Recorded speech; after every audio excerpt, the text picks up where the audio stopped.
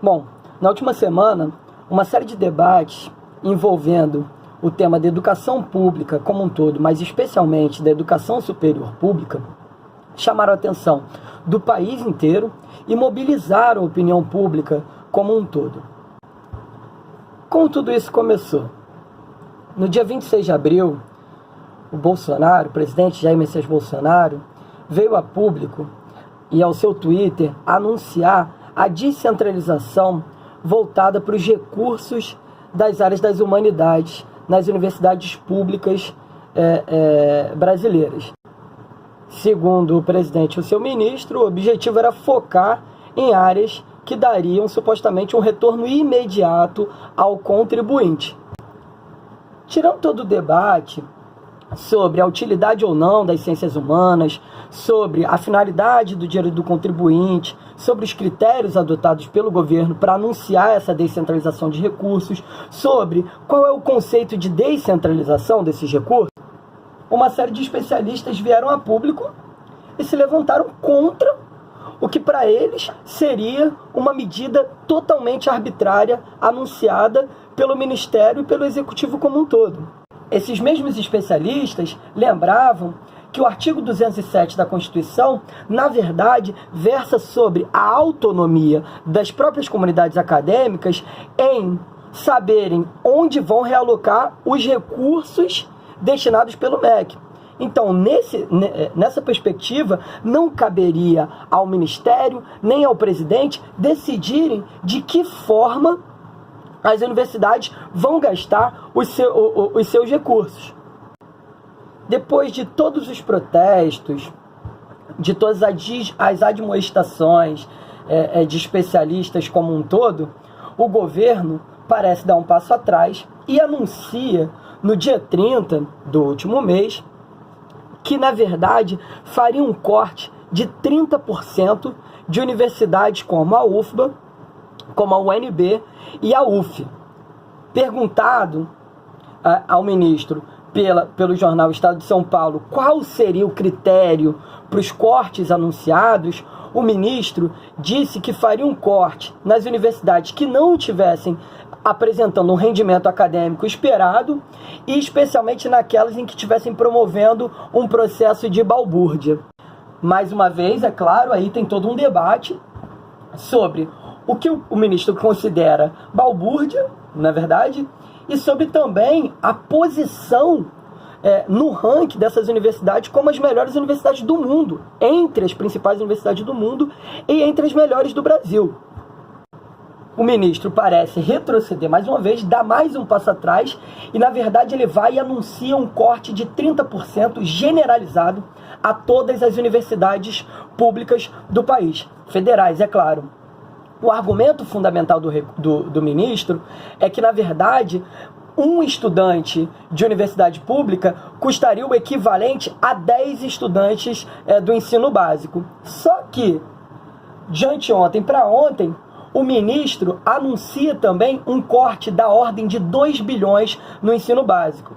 Entre outras coisas, o que a gente precisa considerar é que, na verdade, pela Lei de Diretrizes e Bases, a LDB, primeiramente, não cabe à União a competência exclusiva de investimento na educação básica. Essa competência cabe aos estados e aos municípios.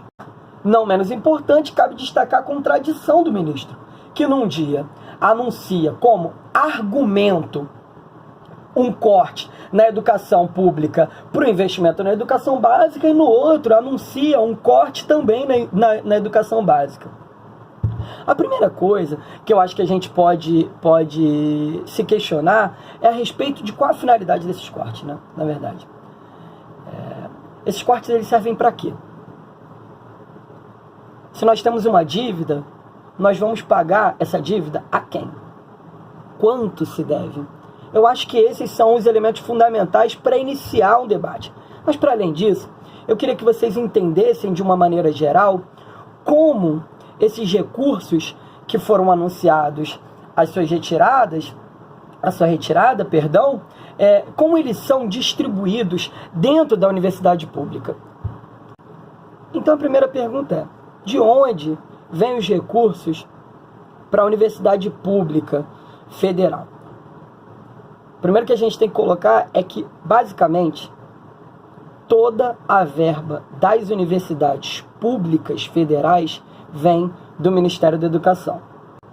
Na LOA, Lei Orçamentária Anual de 2019, estava previsto uma totalidade de recursos na ordem de 35 bilhões de reais para serem investidos. A universidade, de um modo geral, também tem recursos próprios, recurso que pode variar de instituição para instituição. Esses recursos, eles são angariados de formas diversas, através de taxas de vestibulares, prestação de serviços e vendas de patentes. Mas a pergunta que cabe aqui é quais são os tipos de despesas das universidades? Que tipo de gastos a universidade pública como um todo tem? De um modo geral, esses gastos ou essas despesas, elas podem ser divididas em duas categorias: as discricionárias e as obrigatórias. Entre as despesas obrigatórias estão os gastos com pessoal, que seriam basicamente o salário dos servidores e a aposentadoria dos aposentados. Esses recursos, que não podem ser mexidos em hipótese nenhuma pelo governo, eles consomem basicamente 65% de todo o recurso investido pelo MEC.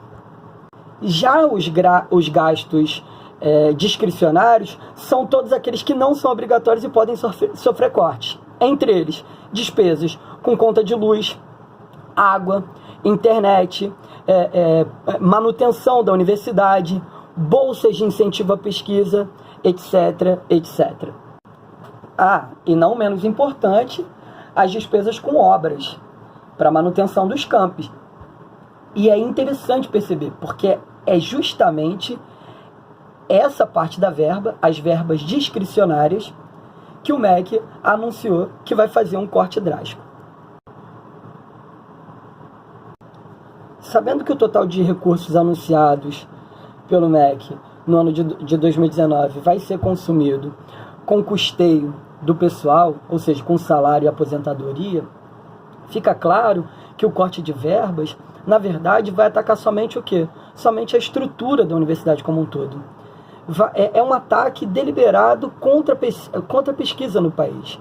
Isso é muito ruim, porque, na verdade, o ministro da Educação, que deveria ter pautas muito claras para o ensino e para a pesquisa do país, mostra total desconhecimento e total indiferença e insensibilidade com a situação do ensino e da pesquisa no país. Isso é muito triste, porque, na verdade, nós sabemos que o país está em crise, mas que, de um modo geral, a fórmula básica, a receita do bolo adotada pelos países desenvolvidos que entram em crise, é o investimento em ciência e tecnologia. Nenhum país no mundo inteiro, saiu de uma crise econômico-financeira sem investimento em ciência e tecnologia. Dessa forma, é preciso que a gente entenda de que forma está colocada a situação para a gente. É necessário que a gente saiba os pormenores de tudo que envolve as ações do Ministério da Educação para que a gente possa pressionar, especialmente aqueles que têm a vida ligada à educação, né? Especialmente aqueles que têm a vida confundida com o ensino básico, confundida com o ensino superior, mas não só esses, porque, na verdade, o que está em jogo é o futuro do Estado Nacional Brasileiro.